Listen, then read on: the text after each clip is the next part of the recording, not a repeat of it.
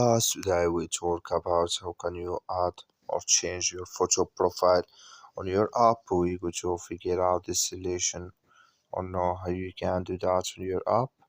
So you just follow this ways, then it's going to work with you.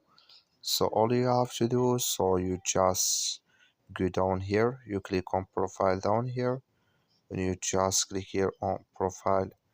So then it's going to take you to this list.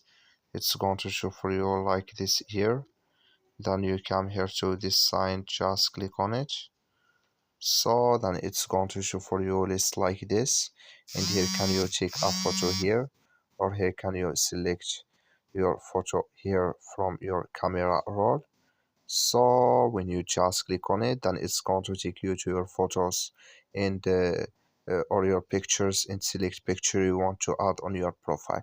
That's all you have to do. Thank you for watching. Don't forget to support us by liking and subscribe.